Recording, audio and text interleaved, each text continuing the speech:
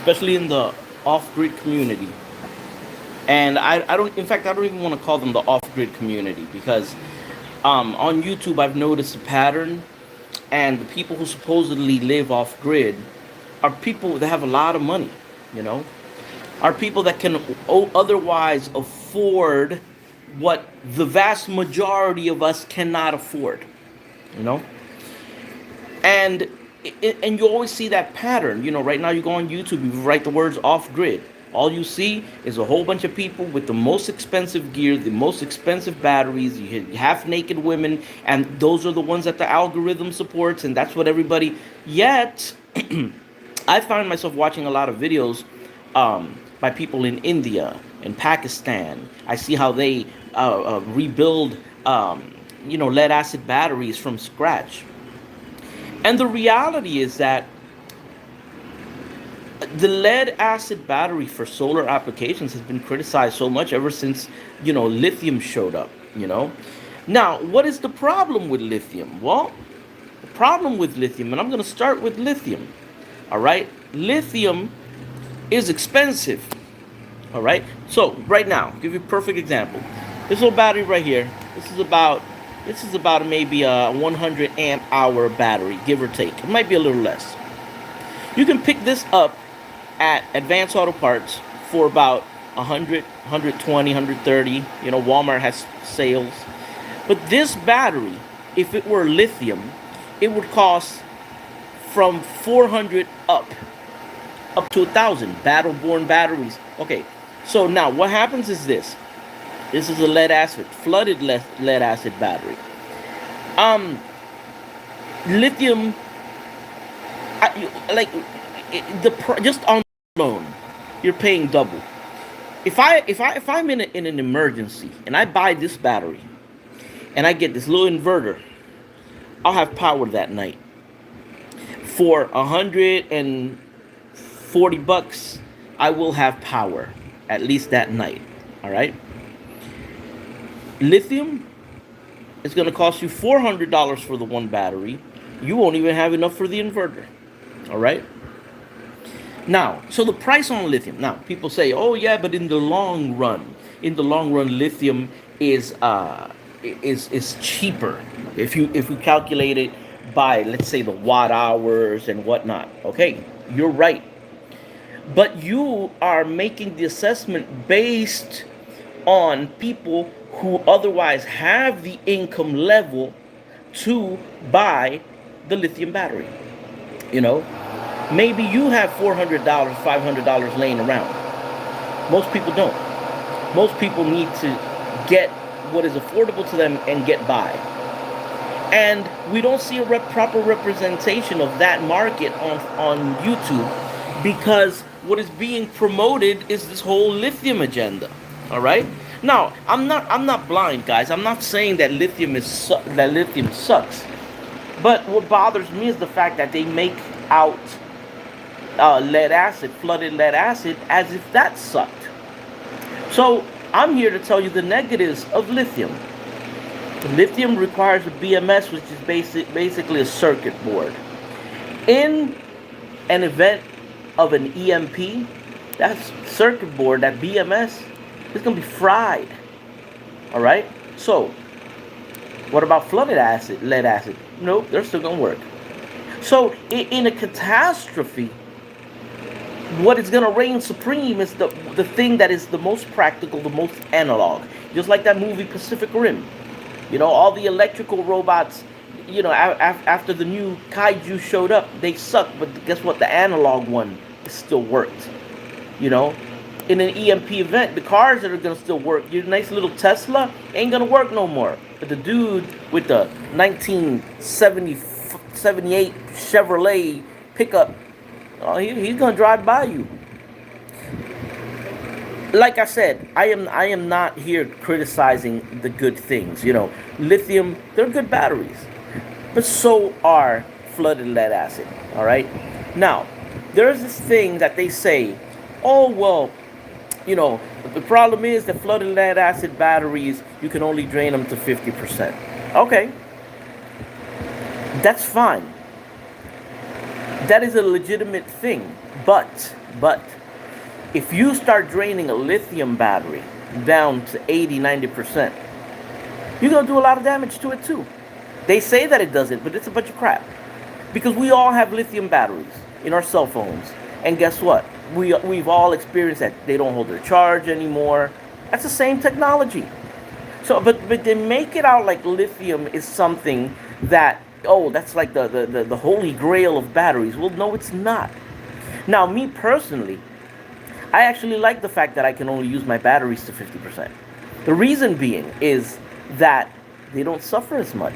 So once I see that I have a load on my batteries that says 12.0, guess what? I shut them off.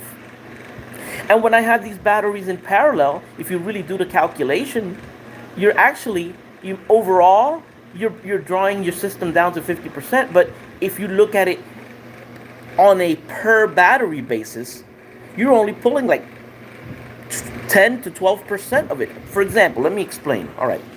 Right here, this is my battery bank. This battery bank right here consists of 7 deep cycle batteries that I have in parallel. These two are separate. This is a separate thing.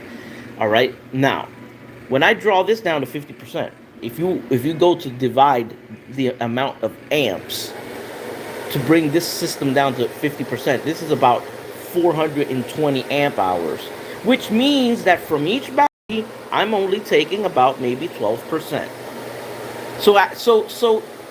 So basically, it is, yeah, I'm drawing the system down to 50% as a whole, but I'm only drawing about 10% each battery, which is minuscule, you know? I mean, not 10%, let me say that again. I am only drawing like 10 amps from each battery. That is why I've had my batteries for almost going on 6-7 years, and they're still working perfectly fine, and they're still holding strong, and they go on float because what? Because there's a lot of batteries, and I only use the whole system to 25%. And these are flooded lead acid batteries, and I've never had any problem with them. People say you can't have them indoors. I have them indoors. Guess what? And people say, oh, well, if a battery goes bad, which I did have because of I did something bad. I actually hooked up, a very, very big load, and the battery was kind of empty, and I messed one up. That was my fault. What I do, I went out and I bought another lead acid battery, and I stuck it with the system, which is a big no-no to the people who talk about solar. No, for battery of mine, all of a sudden I notice that it's not going on float, or if I feel that it's getting a little hot or kind of strange, I remove it and I put a new one, because the thing is this, the thing about living off grid and about solar, being practical is part of the equation, you know what I mean, and people don't want to take that into consideration. In a shit hits the fan scenario, even though they're not the best for it, and I don't recommend it, but you could build your own solar system with car batteries. Just hook them all up, Lithium. I fly drones. Lithium batteries, the lithium polymer batteries, notorious for, going up in flames. Now, these LifePo 4 batteries, no, they are not as volatile. So I'm well aware of that. But they can light up in fire. Lead acid battery is not going to light up in fire. Explodes. You're going to have a whole bunch of acid flying around. You're going to have pieces of plastic flying around. You're going to have a mess.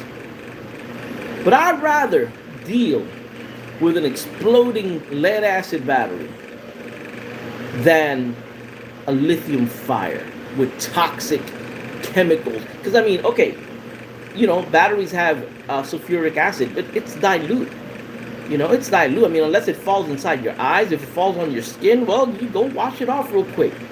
You could clean it up with some baking soda, And for the fraction, you could build your own brand new battery system.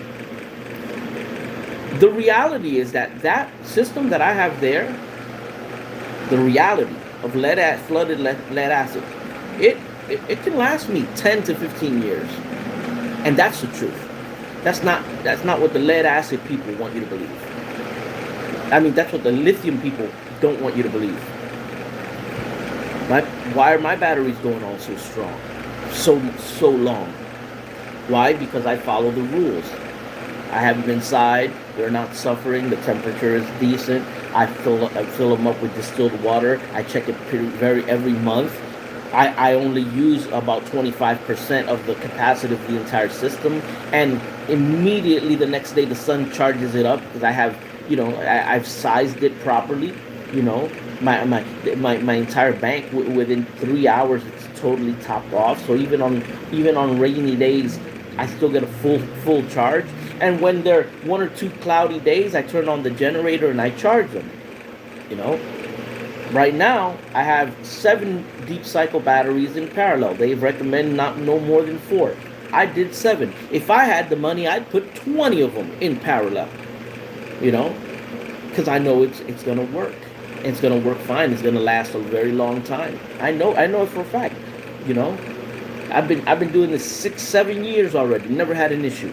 You know, never. So I mean, like I said, I'm not criticizing lithium, but I'm gonna come up here and I'm gonna defend lead acid batteries because they've been good to me, because they've worked, because it's a technology that is over 100 years old. And if you look at the people in Pakistan right now and online, how they remanufacture the lead acid batteries, you say to yourself, damn, in a grid down scenario, a human being can physically, with his hands and with a couple of simple materials, build a flooded lead acid battery.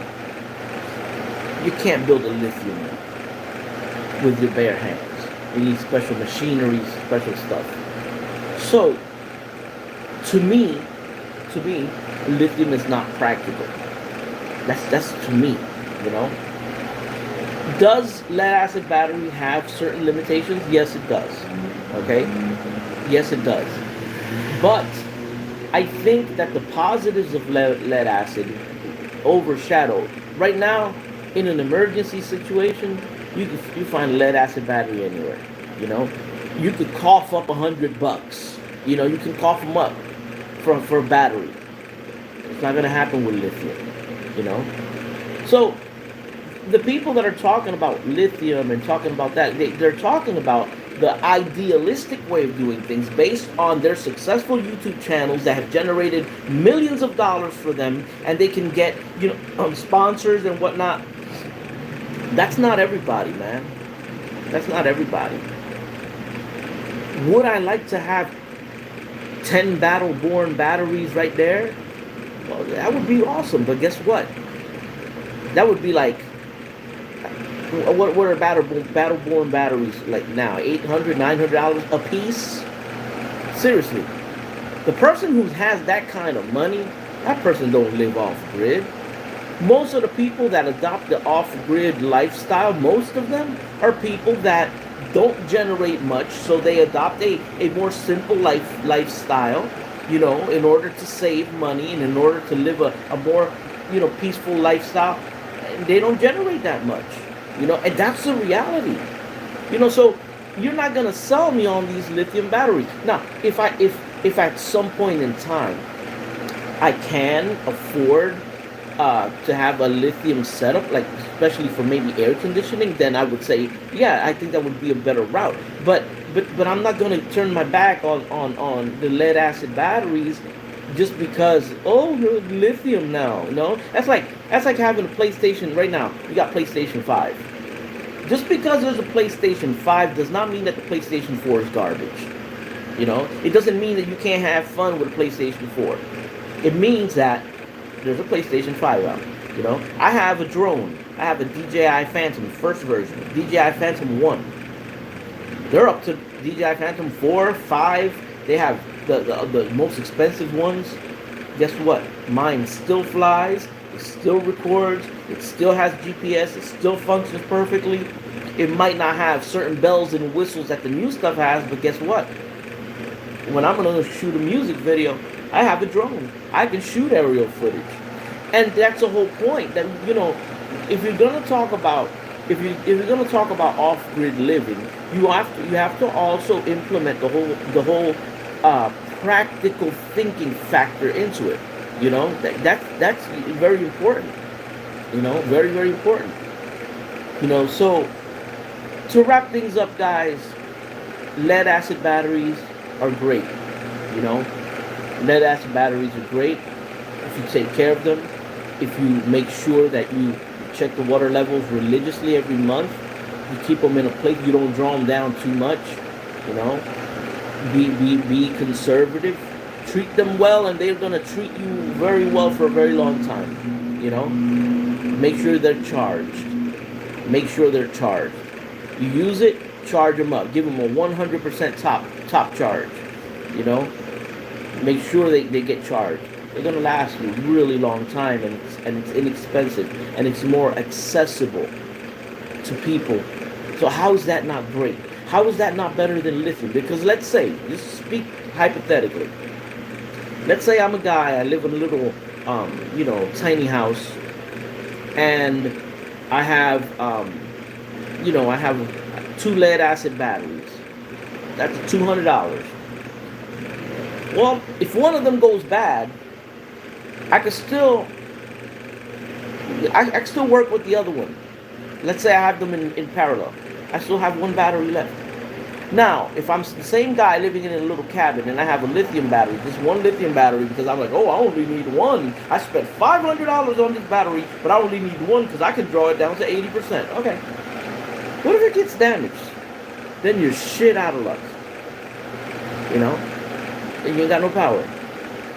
Then you're really going to be like, damn, I wish I had lead acid battery laying around just for now. I mean, that's just how I see shit, man. And it's sad that you go online and all you see is these people, these I call them solar elite. Because it's like you do any kind of search in solar and you see the same people. And they're all like highly successful. They have the Victron and the Battleborns and the expensive shit. I don't want to see that when I go on YouTube. I want to see the average Joe. I want to see what he's got, how he does it. I want to see how he runs a freezer, how he does it. Because if we're talking about money, if I had all the money in the world, first thing is like, I'd have such a space age nuclear type diamond batteries. I'd have the top of the line. I'd have shit that doesn't even exist yet. But so these are the people that are preaching the solar gospel to you, who are the solar elites. And I don't know what market they're trying to hit. I don't know what market they're trying to hit. Just rich people. And I know that at the end of the day this turns into a business, and a lot of these people are simply, speaking so highly of lithium because it's a new thing. Is lithium good? Yes. Lead acid? Equally as good. It's great. It's wonderful. Start your system with some lead acid. Build your system. They're more forgiving. They're more forgiving. You're not going to overcharge them that easily. They're not going to get damaged that easily. And if you do screw one up, what are you at, $100? That's just my advice to you guys. That's my advice. That's how I do it. I live off grid. I'm gonna stay with lead acid. At some point in time, if I can, I could do a lithium setup. But there's no way in hell I'm gonna turn my back on lead acid, flooded lead acid. I don't like AGMs. I don't like sealed batteries. Nope. I like being able to look down in there and see what condition them plates are in. I like adding the water because I feel like I'm actively giving the maintenance to this unit. When something is sealed, it's like, that's it. You have no control. I want control. I want to see if the battery feels a little weak. Maybe it needs some water. Sometimes that's just it. You just need a little bit of distilled water, and then you're back. So people need to wake up from this, because honestly, the propaganda, everywhere, it's propaganda about lithium. I have the ugliest damn system in the world, and I love it. My system is ugly and ghetto as hell. I don't care what anybody thinks. It's the best thing. It's the best thing. Had this thing since Hurricane Maria. Look, right there. Right there on my living room table. There you go. You guys could point the finger and talk all the shit you want. I got 5 charge controllers running in parallel. There you go, charging that main system. All DIY. DIY, lead acid batteries. They're not even the Trojan. These are the hybrid deep cycle batteries, which aren't even supposed to, as they say, aren't the greatest. And I'm running my damn entire house, and I'm running my whole recording studio and running everything for the last almost 7-8 years. Come on, guys, seriously, I'm not coming on here trying to sell you nothing, And they're inside my house. Look, boom, my bedroom system, another 500-watt system just in my bedroom alone, you know, flooded lead acid batteries, you know, modified sine wave inverters, modified, and that's how I've done it, but the people who do it like me, we get no respect because this lithium community is out there trying to make what we're doing look as if it doesn't work, and that's not right, you know. Let me tell you, lead acid batteries are good. These right now, right here, boom, these die hard 24 DC1.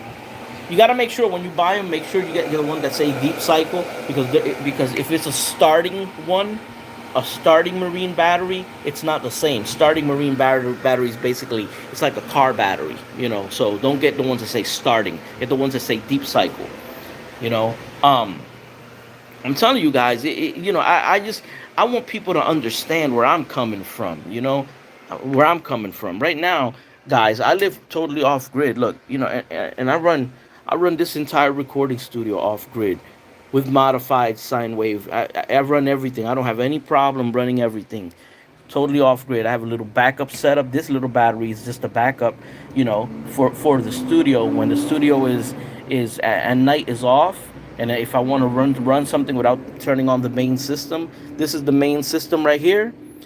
That is this little battery right now. But during the day, if I'm gonna do any recording, everything runs. The whole studio runs off of here. Then, if I wanna run the studio at night, and I don't want to waste the main battery, then I just fire this up. This is about 120 amp hours. Cost me $100 at Walmart, and this thing runs the studio for about 3 hours. You know, and I'm telling you. And then what you do is you try to you mitigate things. You know what I mean? Like, for example, during the day, since there's enough power, if I need to record, I'll turn on the big TV monitor and the laptop and everything. But at night, if I'm just working on a little project, then look, I'll just save 100 watts. I'll leave that off and I'll just use the laptop. You know what I mean? And I'll turn on that little fan right there, and there you go, boom, and you're working and you're doing your thing, and you're saving power. All lead acid, guys. My house, we do rainwater harvesting. My water pumps run on lead acid. Everything. I have no problem with anything, guys. I mean, don't. This is just my plight. I love these batteries. I love lead acid batteries. I love them. They've been good to me. Yep, they're big and clunky and they're heavy. You know what I'm saying? And that's it. So what can I say, man? What can I say? This in the same manner that these people defend their little lithium things, I'm gonna defend what works for me. But right now, look at that. Straight up, deep freezer running off grid, you know, ice, deep freezer. I got my little Alpicool fridge running also, running off grid. Everything running off grid, my lights, radio, TV, fans, everything running off of lead acid batteries. Here I'll show you guys again. There you go. Look, everything's running, and look at where they're at. They're 14.5. It means they're totally happy, totally full. There you go. Lead acid batteries. And it's 12 o'clock noon. 12 noon, and this system is running everything as well as running This charger that's charging this system, because these two batteries only have 100-watt solar panel. So I'm running the freezer, I'm running the whole house. I'm charging this with the main system, and the studio, the little other studio battery. That one has allocated 200 watts of solar on the roof. But to speed everything up, I have a 4 amp charger for that as well. So it receives power from its own solar panels right there. Look, and that's at 14.4. So okay, by noon, my entire system is 100% topped off. And I just dropped this thing here. By noon, and these are flooded lead acid batteries, and I run the damn entire house. And I run my entire house. I mean, I'm not I'm not lying to you guys. I'm just bringing you guys, the reality. In my bathroom, listen, I got radios on. In the bathroom, I have this battery right here, okay, and this battery has multifunction. This one, right there, we should see it's at what 14.4 solar panel. Guys, it's 12 o'clock here in Puerto Rico. And by the time I'm running everything, and everything's 100% full. This one runs a water pump. So right now you see the switch, the water pump is off, right? It's off. All right. So if we go right here to the faucet, you go, no water, no water. You see, no water. All right, no water. Now, go to the water pump. All right, we go to the water pump switch, and you turn it on. There you go. And now, all right, okay. So I turned that on, right? And there it is. All right, off grid. So that battery runs the water pump, has its it runs on 100 watt panel. It's fully charged. It runs everything here in the bathroom. Lights. I have outdoor exterior lights as well. The UV lamps inside of my rainwater collection system are all run by the by that battery. Let me show you inside of the water tank here. All right, I can't see. All right, inside the water tank, you can see there. You have the UV light lamps disinfecting the rainwater system. You got a couple chickens running around here. All flooded lead acid batteries. Look at the chickens. Y'all want to see the chickens? Look, there are the chickens. Come on, chickens. There they go. What y'all want? Where's the other one at? Where's your brother at? There's three small chickens, and then the mom. So there's actually 4 of them. But like I said, man, flooded lead acid, guys. I've been doing it for almost 10 years off of flooded lead acid, and everybody talks crap on flooded. I mean, that's just my thing. Now aesthetically, you guys could do things nicer than I did. Not me. I'm kind of like I kind of redneck it. So if you guys got any questions, feel free. Feel free to ask me, and I'll show you guys. But like right now, it's noon. I got, and the thing is, people say, oh, well, the lithium batteries charge faster than lead acid. I don't care. It's noon, and my entire house, my entire house is on, and the batteries are already topped off 100%.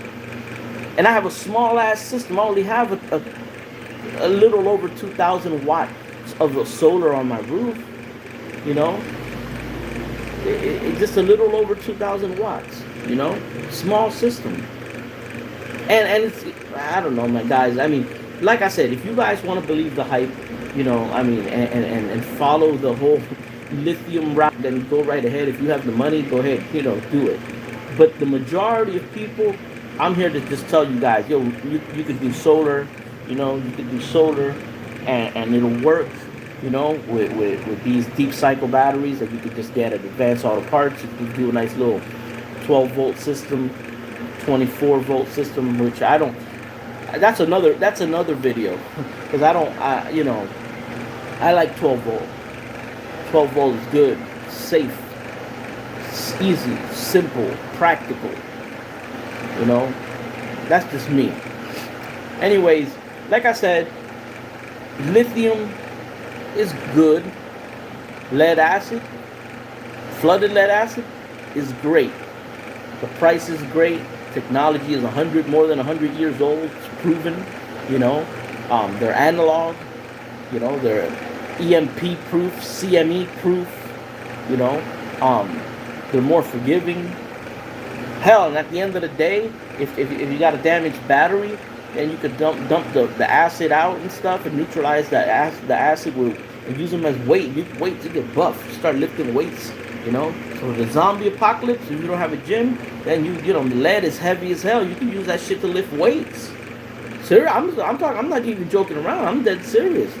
You know, you can use them. The weight of them is actually a good thing. You know, and then to top it all off, at the end, when you go buy a new battery, when you bring your battery back and you get a core charge. Like right now, if I go buy a battery and one of my batteries is bad, I give it to them, Advanced Auto Parts. They give me $20 for an old ass 12-volt battery. $20 discount. I tell you, lead acid, flooded lead acid, best batteries on the planet. You know, you gotta work with them. And the mere fact that they have voltage sag, let me tell you something. Voltage sag is a blessing in disguise, because voltage sag will basically keep you on edge and say, hey, let me be nice to this. Oh, the voltage dropped down. Let me be kind to the battery, which in the long term will turn into a battery that lasts you very long, because of the voltage sag. You kind of like, hey, you're a little more careful. To each his own. That's my ideology. Flooded lead acid batteries, the best.